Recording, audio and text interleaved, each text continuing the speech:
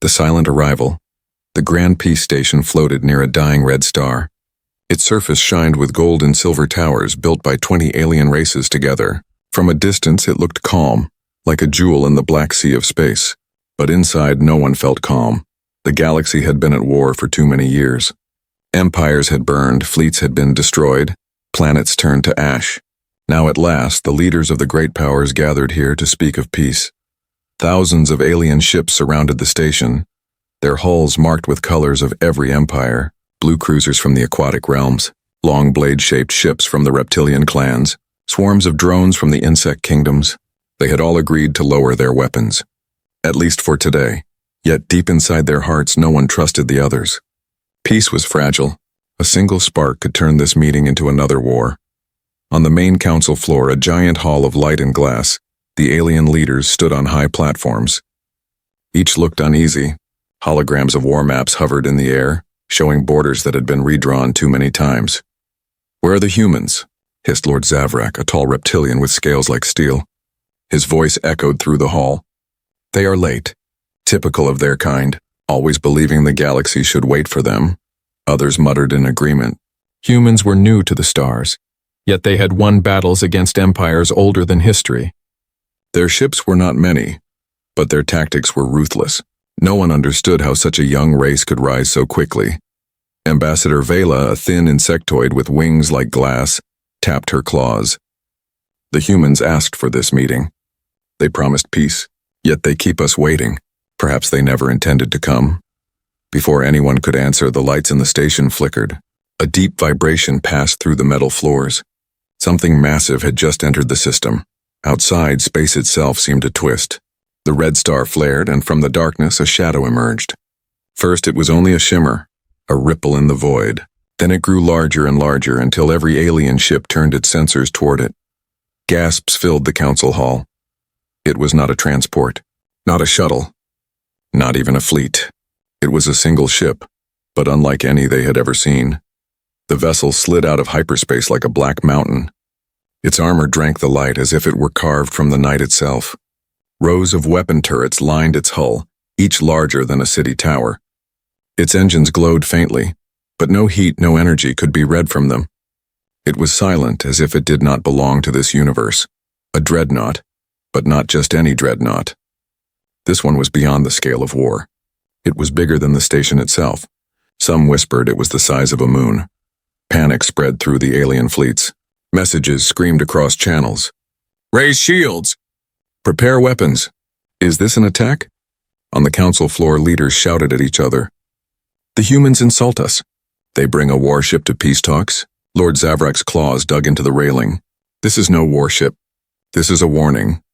Slowly, a smaller craft detached from the Dreadnought.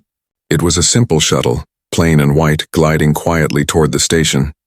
Compared to the massive shadow behind it, the shuttle looked fragile, like a grain of sand. Inside the hall, silence fell. Everyone watched the shuttle dock. The air was thick with fear. No one moved, no one breathed. The doors opened with a soft hiss. From the mist, a single figure walked in. He was human, tall, dressed in a dark uniform, his boots striking against the shining floor. His eyes were calm, almost too calm. Behind him, no guards followed. He carried no weapon. He did not need one. The leaders leaned forward, waiting for his words, but the human captain said nothing at first. He only looked around, studying every alien face as if he could see into their very thoughts. Finally, his voice cut through the silence. "We have come," he said, "and we brought insurance." He tilted his head slightly as though the shadow of the dreadnought outside was his silent companion. The hall erupted. Some shouted in rage, others in fear. Some demanded the human be removed at once, but no one dared touch him. The captain raised a hand and the noise slowly died. "You fear the dreadnought," he said, his tone steady. "You should. But you are mistaken if you think it is here to threaten you. Then why bring it?" Ambassador Vela's wings trembled with anger. The captain's eyes grew cold. "Because peace is fragile, and fragility needs protection." Behind the station windows, the dreadnought waited, silent and still. Its black armor swallowed the red starlight. For the first time in decades, every leader of the galaxy sat in silence, not because of trust, not because of hope, But because of the unspoken truth, the humans had not come for talks. They had come with power. And now, the galaxy would have to decide. Was this peace or surrender? The captain's words, the human captain stood alone on the shining council floor. The galaxy's leaders leaned forward from their tall platforms, their eyes sharp with fear and anger.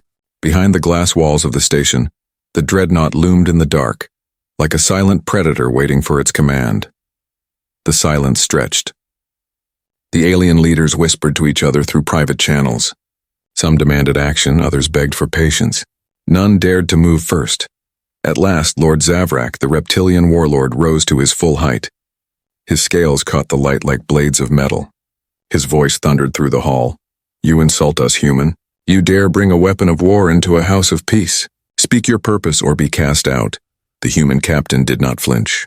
His face remained calm, almost bored, as if the anger of the galaxy meant nothing. He placed both hands behind his back and slowly walked in a circle, his boots echoing. My purpose, he said at last, is survival. Yours, ours, everyone's. A murmur rippled through the council. Ambassador Vela, the insectoid with crystal wings, leaned forward. Her voice hissed like broken glass. Survival? You call this survival? That thing outside is not survival, it is annihilation. The captain's gaze slid toward her. Then you understand. The insectoid shrank back, her wings folding tight. The hall filled with angry voices again. Some shouted for the humans to leave at once. Others demanded the Dreadnought be disarmed. The argument grew louder and louder, echoing like thunder across the high chamber. The human captain did not shout. He waited until the noise reached its peak. Then he spoke a single word. Enough. The word was quiet, yet every voice fell silent. The captain's eyes swept across the council. You speak of peace, but your fleets still circle this station. You lower your weapons, yet you never truly disarm. You gather here in hope, but your heart still holds suspicion. That is not peace. That is delay. Some leaders looked away, ashamed. Others glared with hatred. The captain's voice grew colder. Humans do not wait for peace. We prepare for war so peace cannot be broken. Lord Zavrak slammed a claw on his railing. Arrogant words. Do you believe only humans know the meaning of war? Our empires have fought since before your species learned fire. The captain nodded slightly. Yes, and yet here you sit because war has broken you. Entire worlds lost. Generations wasted. You call this strength? The reptilian lord snarled but said nothing more. The insectoid ambassador buzzed her wings nervously. You speak with confidence, human, but you are one voice against many. Why should we trust your words? The captain's lips curved into the faintest smile. Because I am not asking for trust. I am showing you truth. He raised a small device from his belt. With a flick, a projection filled the air, a hologram of star systems near the galactic rim. Red markers blinked across dozens of worlds. These are not human colonies, he said. They are yours, and every one of them is already under silent attack. Not by humans, not by each other, but by something you do not see, something you do not understand. The leaders leaned forward, fear in their eyes. The hologram showed strange signals. Fleets vanishing, colonies reporting shadows before going silent forever. Ambassador Vela whispered, Impossible. We thought those were accidents. Pirate raids. The captain shook his head. No, they are tests. Something, is testing your defenses. And when they decide you are weak enough, they will not raid. They will consume. The hall grew heavy with dread. The galaxy's leaders looked at each other in silence, each realizing they had ignored the same pattern. The reptilian lord narrowed his eyes. And what of the Dreadnought? What role does it play in this tale? The captain turned, his voice low but sharp. The Dreadnought is the first shield. The first blade. It is not here to threaten you. It is here to remind you what must be done. Alone you will fall. Together you may survive. The council buzzed with uneasy murmurs. Some leaders nodded slowly. Others shook their heads in disbelief. Finally, a voice rose from the back, an elder from the aquatic realms, her body floating inside a tank of shimmering water. Her words were soft but carried weight. And if we refuse? If we turn away from you, human? The captain looked at her, his expression unreadable. Then the galaxy will burn, and humanity will not burn with it. A chill spread across the council floor. No one spoke after that. The humans had not come to beg for peace. They had come to declare their path with or without the rest of the galaxy. The captain switched off the hologram and clipped the device back to his belt. He stepped toward the exit, his boots echoing once more.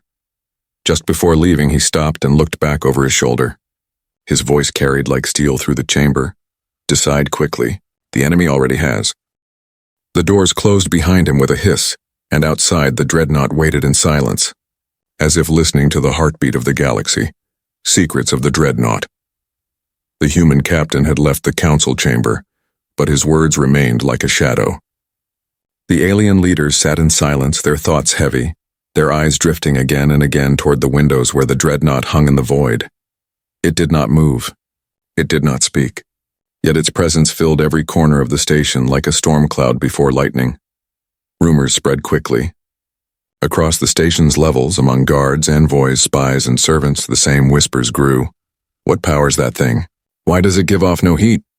Why do our sensors read nothing? Even the station's most advanced systems, built from the knowledge of 20 species, could not pierce the Dreadnought's armor. To them, it was not a warship but a hole in reality, and so suspicion turned to fear. The spine a dim maintenance corridor, a cloaked figure adjusted a small device on her wrist. She was not a diplomat, not a soldier, but a spy from the insectoid kingdoms. Her orders were simple. Discover the human secret. She activated the device, sending a silent drone no larger than a grain of sand into the docking tunnels. The drone slipped through vents invisible to the eye, carried on tiny wings of silver. It reached the Dreadnought's hull and pressed itself against the black surface. Instantly, its signal vanished. The spy frowned and adjusted her device. Nothing, not a flicker. It was as if the drone had been erased from existence. Then, to her horror, her wristband screen flickered back to life, not with her signal, but with a single message written in human script. Do not try again. Her breath caught. She shut down the device and fled. The meeting of shadows, meanwhile, deep in the council's private chambers. 3 leaders gathered in secret. Lord Zavrak, Ambassador Vela, and the aquatic elder. Zavrak's tail lashed the floor with frustration. We cannot allow the humans to dictate terms. That ship is a chain around all our throats. Vela's wings shivered. You saw the hologram, Zavrak. Worlds vanishing, fleets destroyed. What if the humans speak truth? What if something is coming? The aquatic elder's voice bubbled softly from her tank. If it is true, then perhaps we need their weapon. But if it is false, then we have given the galaxy to humans without a fight. The 3 looked at each other, each knowing the truth. Trust was impossible. Yet so was ignoring the Dreadnought. Inside the Dreadnought, while the galaxy argued, the Dreadnought remained silent, at least on the outside. Inside, corridors stretched like veins through endless steel. Dim lights glowed a cold blue, guiding small groups of human crew. They moved with purpose but spoke in whispers, as though they too were guests inside something far larger than themselves. At the heart of the Dreadnought, past armored doors and sealed chambers, a great sphere pulsed with faint light. Cables ran into it like roots into soil. Within the sphere, something alive stirred. Its voice was not heard by ears but by thoughts. It reached into the minds of the crew with calm certainty. They are watching. The captain stood before the sphere, his hands clasped behind his back. Let them watch. Fear is a useful tool. The presence inside the sphere responded with a slow, resonant hum. Fear is temporary. Knowledge is eternal. Sooner or later they will want to know what I am.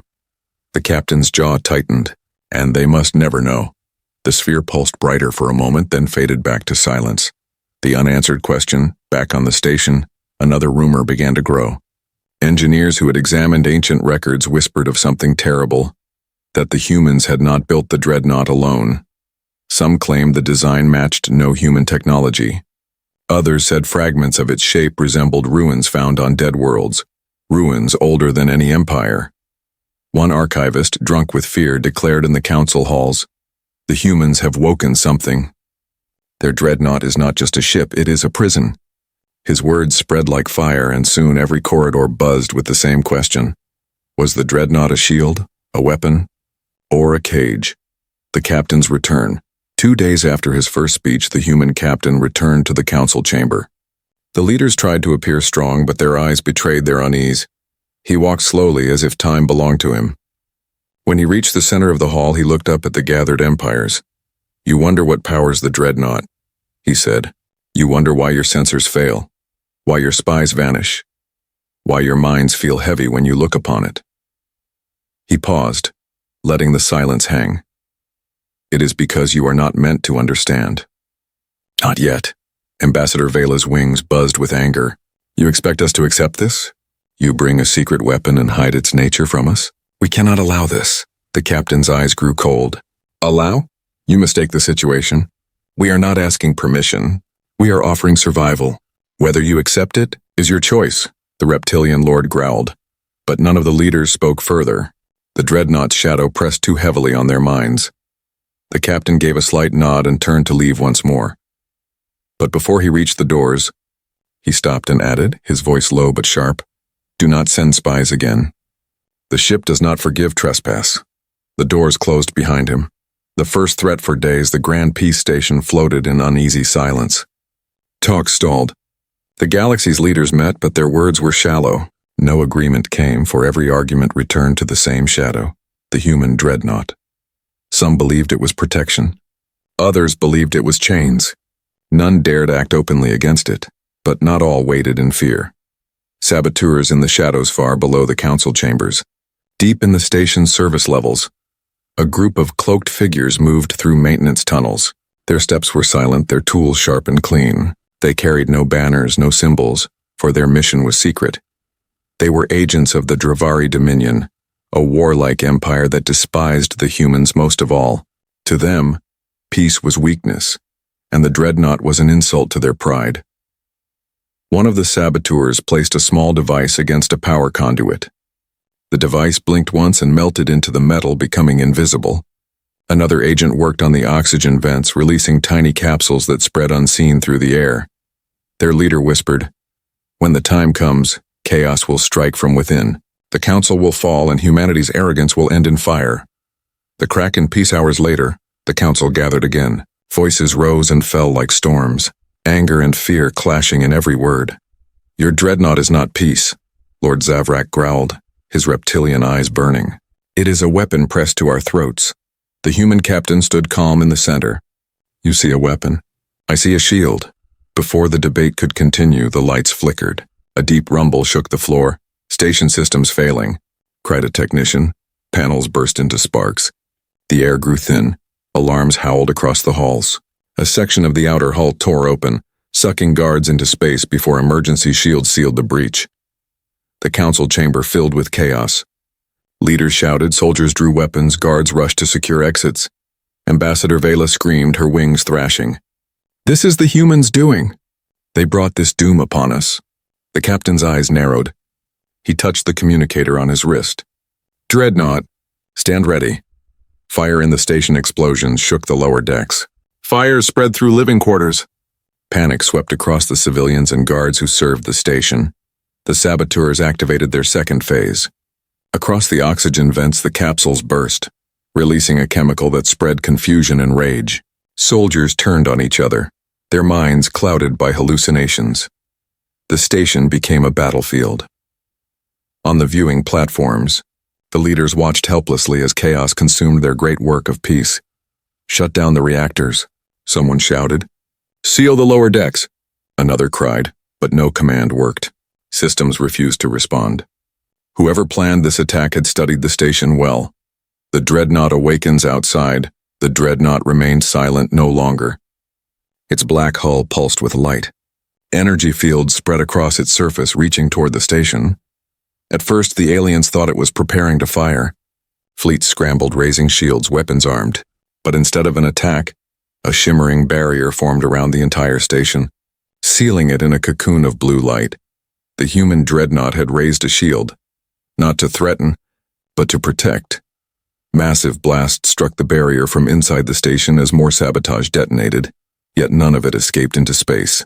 The Dreadnought held the station together, absorbing shock after shock. In the council chamber, the leaders stared in disbelief. Lord Zavrak muttered, "Impossible. It shields us even after our insults." The human captain finally spoke, his voice cold but steady. "We do not wait for trust. We act for survival, even yours." The hunt for the saboteurs human marines deployed from the Dreadnought, storming into the broken sections of the station. Their black armor gleamed in the firelight as they advanced with perfect coordination. They hunted the saboteurs with ruthless efficiency. Every movement was swift, every shot precise. The cloaked figures fell one by one, their plans unraveling. The last saboteur, cornered near a reactor core, shouted into his comm before being struck down. His voice echoed across hidden channels. "We failed, but others will come. Humanity cannot rule us all." His device detonated, shaking the deck, only for the Dreadnought's shield to swallow the explosion whole. Silence after fire. Hours later, the fires were out. The dead counted. The wounded carried away. The council reconvened, shaken, their pride wounded even more than their bodies. Ambassador Vela glared at the human captain. "Your ship saved us. But do not pretend you are selfless. Why were you so prepared? How did your Marines know exactly where to strike?" The captain met her gaze without blinking. "Because we knew this would happen. Peace never comes without someone trying to break it." The reptilian lord growled. "You knew and said nothing? You let us bleed?" The captain's voice turned cold as steel. "We let you see the truth. Without us, you would all be dead." The shadow behind the attack, then the aquatic elder spoke, her watery form trembling. "And who sent them?" The saboteurs claimed allegiance to the Dravari Dominion. "But the pattern, the timing." Her voice lowered. "Does it not feel larger?" The captain did not answer. But deep in his eyes the truth glimmered. He already knew the answer. The Dravari were only pawns. Something greater was moving in the dark, testing the galaxy's strength, and the Dreadnought was not built for peace. It was built for what came next. The living core. The fires aboard the station had been extinguished, but no one felt safe. The saboteurs had failed, yet the memory of chaos still haunted the council chambers. The only reason the Grand Peace Station still drifted intact was because of one thing, the human Dreadnought. And that fact frightened the galaxy, more than the sabotage itself, whispers. In the hallways, every corridor buzzed with rumor. Engineers swore the Dreadnought's shield had absorbed energies no known reactor could contain. Medical officers whispered that wounded soldiers healed unnaturally fast aboard the human ship. One technician, pale with terror, claimed he had heard a heartbeat, a slow, steady rhythm, echoing through his headset when he scanned the Dreadnought. Others laughed at him, but not for long. Soon others admitted they had heard the same sound, faint and deep as if the ship itself was alive. The rumors spread upward, reaching the council leaders. "Machines cannot have heartbeats," hissed Lord Zaverick. "What are they hiding?" The captain's calm. The human captain was summoned again before the council.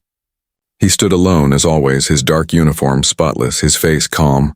Ambassador Vela's wings vibrated with fury. "Your ship is unnatural. It does not read on our sensors. It shields us without limit.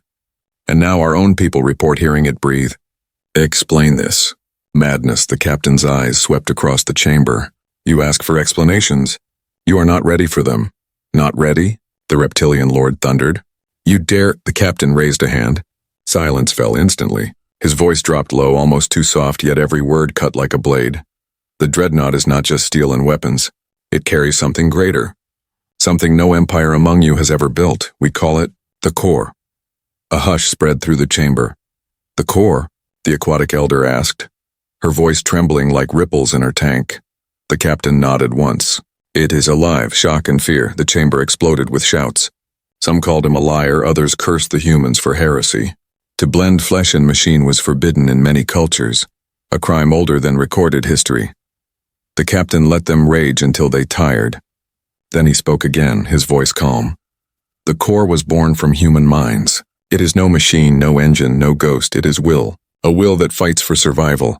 Ambassador Vela recoiled. "You fused a human into that ship? You enslaved life to power a weapon?" The captain's expression did not change. "No. The core volunteered." His words chilled the hall. "Volunteers? Who would choose such a fate?" Inside the Dreadnought far away, deep within the Dreadnought's heart, the core pulsed. A sphere of light floated within a chamber of steel, its surface rippling like liquid. Sometimes it looked mechanical, sometimes organic, shifting as if undecided what it truly was. From it came a slow rhythm. Thrum. Thrum. Thrum. It was the sound of a heartbeat, but not one alone. Thousands of faint pulses echoed within, as if a chorus of minds beat in unison. A human officer entered the chamber, bowing his head respectfully. He spoke not with his lips, but with his thoughts. "They suspect you," the core answered, its voice echoing inside his skull. "They must suspect. Fear is a step toward obedience." The officer's thoughts hesitated. "But if they learn the truth, they will never learn the truth," the core interrupted, its light flaring. "Not yet." The heartbeat grew louder, then softened again as if amused. The archivist's warning on the station, an alien archivist, old and bent, dug through forbidden records. His eyes widened as he uncovered ancient texts, holograms from ages long past. He ran trembling into the council chamber, shouting, "I know what the humans have done. I know what the core is." Guards tried to restrain him, but he broke free long enough to scream. "They did not create it, they rebuilt it. The design is older than their species, older than ours. The Dreadnought's heart belongs to the ruins of the First Empire, the ones who vanished into silence." Gasps filled the chamber. The First Empire was legend, a race said to have vanished after reaching the peak of power. Their ruins were avoided, cursed. The archivist's words were cut off as he was dragged away, but the poison was planted. The captain's last words of the day. The leaders turned back to the human captain, their faces pale. "Is it true?" demanded the aquatic elder. "Did you build this?" "Core from the dead knowledge of the First Empire." The captain's silence was answer enough. Lord Zavrak slammed his fist against his platform. "You have brought doom upon us all. You meddle with forces that erased entire civilizations." The captain's calm eyes met his. "And yet you are still alive. Because of us." He turned without another word and left the chamber, his footsteps steady, unhurried. Nightmares. Across the station that night, every leader dreamed again. They dreamed of a vast heartbeat echoing through the stars. They saw shadows moving across the void, feeding on worlds, hungering without end. And always in the center of the dream was the Dreadnought. Its hull black as death, its core glowing with living light. Watching, waiting, breathing, some woke in terror, others in anger. But all awoke with the same realization. Peace was no longer the question. The question was whether the galaxy would survive what the humans had unleashed. The enemy returns, the galaxy did not rest. After the sabotage, after the whispers of the living core, the council remained paralyzed by fear and doubt. But far away, beyond the reach of their debates, war drums had already begun to beat. The Dravari Dominion, the empire whose agents had tried and failed to destroy the station, refused to accept defeat. To them, the Dreadnought's survival was humiliation, and humiliation demanded revenge. So they came. The arrival of a fleet on the edge of the red star system, space shimmered with violent light. One by one, ships erupted from hyperspace. Destroyers shaped like fangs, cruisers bristling with spikes, and carriers vomiting swarms of fighters. Not 10 ships, not 50, but 500. The Dominion had brought nearly their entire war front to crush one station, and one human dreadnought. Their admiral, a massive Dravari with burning red eyes, stood on the bridge of the flagship. His voice rumbled like thunder. "Let the galaxy see. Let them learn what becomes of those who bow to human arrogance." The order was given. The fleet advanced. Panic in the council inside the Grand Peace Station. Alarms screamed. "Multiple warp signatures," a technician cried. "Massive fleet inbound, Dravari colors." The chamber erupted into chaos. Some leaders shouted to flee, others to raise defenses, others to surrender. None agreed. Ambassador Vela shrieked, her wings trembling. "This is what humanity has brought upon us. Their enemies follow them like fire follows dry grass." Lord Zavrak snarled. "Then we fight. Better to die with claws drawn than beg for mercy." The aquatic elder whispered softly, her voice heavy with dread. 500 ships. The station cannot survive this." All eyes turned, as always, to the human captain. He stood in the center, calm as stone. "They have come sooner than expected," he said quietly. "So be it." He touched the communicator on his wrist. "Dreadnought, awake." The shadow stirs outside. The human dreadnought stirred at last. Its black hull pulsed faintly, as though it had been sleeping until now. Weapons that had remained dark since its arrival flickered with light. Massive cannons rotated into position. The faint hum of energy rippled through the void. To the fleet surrounding the station, it looked less like a ship and more like a leviathan rising from deep water. The alien admirals whispered to each other across secure channels. Is it enough? Can one ship stand against so many? Or will it doom us all? None dared act first. The Dominion's first strike, the Drevari, wasted no time. Their fighters swarmed ahead like locusts, 1,000 at once, spitting streams of plasma. Their destroyers unleashed volleys that lit up the starfield. The first wave slammed into the station's shields, tearing them apart in seconds. Explosions rocked the outer decks. Hundreds of lives vanished in fire. The council chamber shook, its windows shattering. Guards rushed to protect their leaders as debris rained from the ceiling. "The station cannot hold," shouted a technician. "Shields at 20%. No, 10. Then the Dreadnought moved. The first answer without warning. A wall of light surged from the human ship. Not a weapon, but a barrier. It spread across the station like a second skin, sealing cracks, absorbing fire. The Drevari plasma bolt struck it and dissolved into harmless sparks. The galaxy's leaders gasped in awe. The station lived again because of the Dreadnought. But the Drevari admiral only laughed. A shield will not save them forever. Break it. The Dominion fleet opened fire with everything they had, waiting in silence. Yet the Dreadnought did not strike back. It did not fire its massive cannons, did not release swarms of fighters. It simply held its barrier, absorbing punishment blow after blow. Inside the council chamber, anger spread. "Why does it not fight?" Vela demanded. "Because it waits," the aquatic elder whispered. "Waits for what?" Lord Zavrak growled. The human captain's calm eyes flickered with something unreadable. "For the right moment." The core awakens deep within the Dreadnought. The core stirred. Its light pulsed faster, its heartbeat echoing louder through the steel. It spoke to the captain's mind. "They are testing us." "Yes," he thought back. "And we test them. Shall I end them?" "Not yet." The core's light dimmed, as though amused. "You play a dangerous game, Captain." The captain's jaw tightened. "All games are dangerous when survival is at stake." The storm to come outside, the Drevari pressed harder. Fighters broke against the barrier. Cruisers unleashed beams strong enough to crack asteroids. Carriers launched missile storms that filled the void like falling stars. Still, the Dreadnought waited. The station shook with every strike. Leaders clutched their platforms, some crying, some shouting, none knowing how much longer they had. The reptilian lord roared, "Human! Do something before we all burn." At last, the captain raised his wrist communicator. His voice was steady, cold, final. "Dreadnought, prepare the first blade." Cliffhanger on the edge of the Red Star system. 500 Drevari warships thundered forward, believing they had already won. And in the void, the human Dreadnought began to glow. Its silence was ending. Fire and silence. The void burned. 500 Drevari warships hammered the human Dreadnought's shield. Waves of plasma fire rolled across the barrier. Missiles detonated in blinding storms. Cruisers fired beams so strong they split asteroids in the far distance. And still, the Dreadnought did not strike back. Inside the council chamber, the galaxy's leaders clung to the trembling floor. Sparks rained from shattered lights. Smoke choked the air. "Your ship will not save us," screamed Ambassador Vela. "It hides like a coward while we all burn." Lord Zavrak bared his fangs. "Human, either you unleash your monster or I will tear you apart myself." The human captain stood in the center, calm as ever. His eyes remained fixed on the black shadow outside.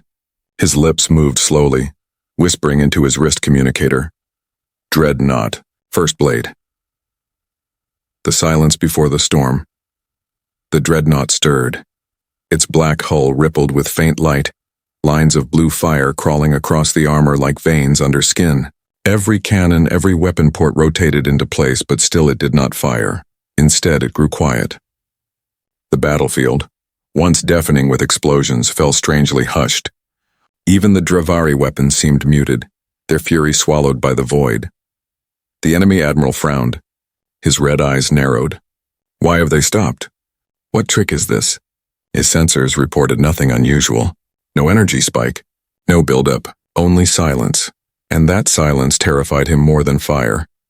The core's awakening deep inside the Dreadnought. The living core pulsed brighter.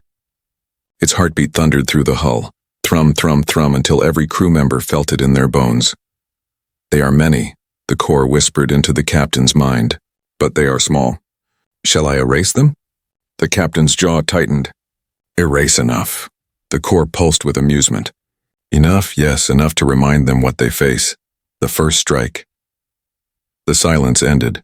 From the Dreadnought's belly a single beam of white light erupted. It was not wide, not scattered, but sharp, razor-thin, faster than thought. It passed through the void like a finger through water. 1 heartbeat, 2, 3, and 200 Dravari ships simply ceased to exist.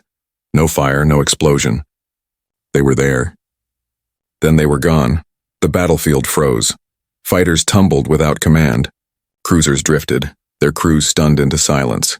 Even the Dravari admiral stood motionless, his jaw slack, his mind refusing to believe what his eyes had seen. The galaxy had witnessed many weapons, but never this. It was not war. It was erasure. The fear on the station. The leaders gasped as the battlefield cleared in an instant. Ambassador Vela's wings rattled like glass. This is not defense. This is extinction, the aquatic elder whispered, voice heavy with awe.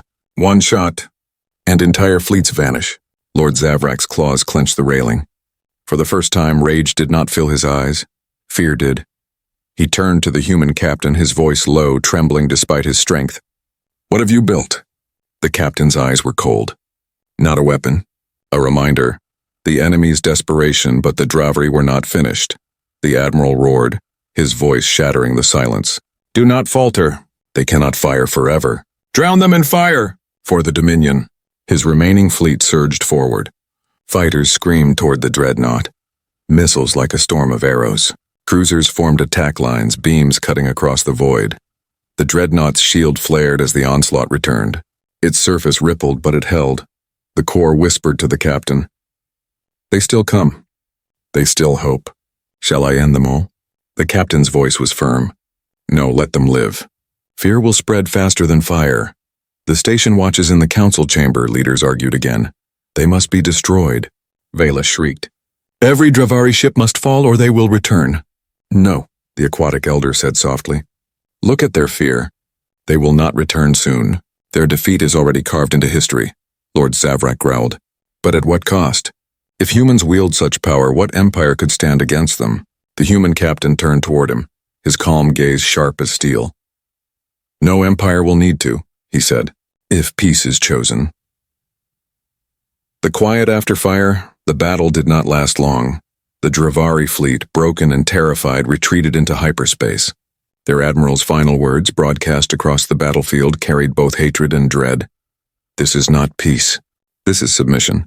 The galaxy will not kneel forever. Then they were gone. The battlefield fell silent once more, lit only by the quiet glow of the human Dreadnought, its weapons dimming, its black hull returning to shadow. Aftermath inside the station, the leaders sat frozen. No one spoke for a long time. No one dared. The human captain finally broke the silence. Now you understand, Ambassador Vela hissed. Understand? That humans hold a blade at all our throats? The aquatic elder shook her head. No. That without them we are already ashes. Lord Zavrak glared at the captain. You showed mercy today. But tomorrow? Who decides when the blade falls again? Us or you? The captain did not answer.